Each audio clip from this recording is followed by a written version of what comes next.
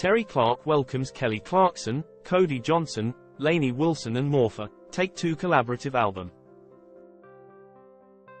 In an era dominated by divas, I was often referred to as a honky-tonker, reminisces Terri Clark, the Canadian-born singer-songwriter, about her musical breakthrough in the mid-1990s, where she emerged as one of the rare female hat acts of the time, as she tells Billboard. Clark's straightforward attire of jeans and boots, along with her conversational singing style and blend of heartfelt ballads like If I Were You and lively tunes like You're Easy on the Eyes, offered a contrast to the high-reaching vocals and glittering outfits that characterized other female country artists of that period.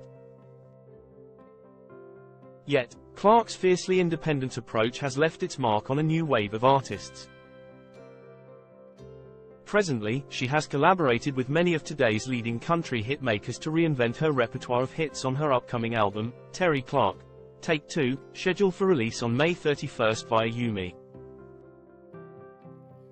Produced by Clark herself, the album features collaborations with contemporary artists such as Lainey Wilson on Clark's cover of Linda Ronstadt's Poor Pitiful Me, Kelly Clarkson on If I Were You, Cody Johnson on I Just Wanna Be Mad, Ben Rector on Now That I Found You, Carly Pearce on Girls Lie Too, and Lauren Elena on I Wanna Do It All.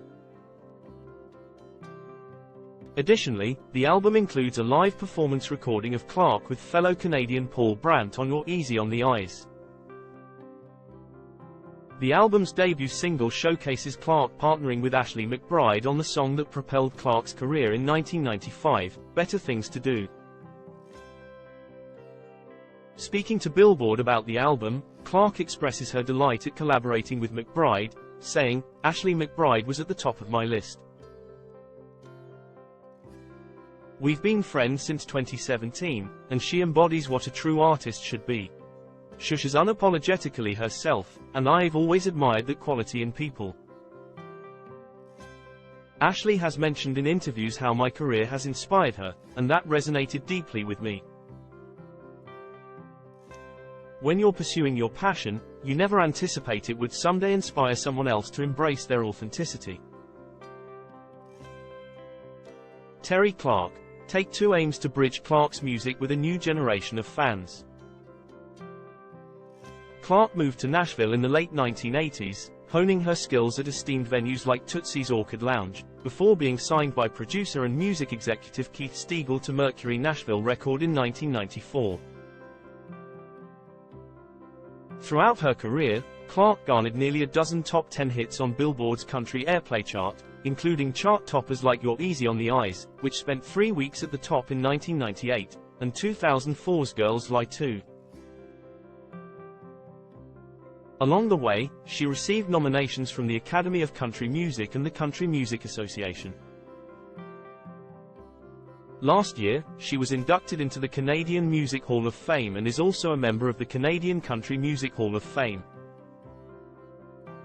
While some of the new recordings stay faithful to the originals, others offer a fresh perspective. Clark notes that her collaboration with Johnson on I Just Wanna Be Mad brings a new dimension to the song, with a slowed-down tempo and a grittier vibe.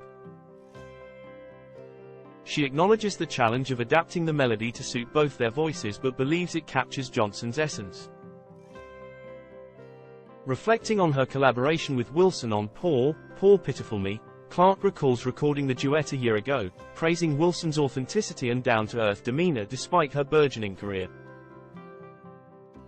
Some collaborations on the album, like the one with Clarkson on If I Were You, happened serendipitously. Clark recounts the amusing tale of how a random text message initiated their collaboration, eventually leading to Clarkson selecting one of Clark's early compositions for the album, a choice that holds personal significance for Clark. In addition to the musical collaborations, Clark and her team are leveraging the resurgence of 90s country fashion in marketing the album, utilizing vintage t-shirts from Clark's early days as promotional items. Clark believes the resurgence of 90s music is due to its sincerity and lack of artificiality compared to contemporary music trends. She observes the influence of 90s country on current artists like Cody Johnson, who gravitate towards substance in their music. Excited about the opportunity to revisit her hits with modern recording technology, Clark appreciates artists like Wilson and Luke Combs for reviving older songs and introducing them to new audiences. Acknowledging the role of new artists in honoring the legacy of 90s country, Clark expresses gratitude for their reverence towards the era, which keeps the conversation alive and ensures that the music continues to resonate with audiences.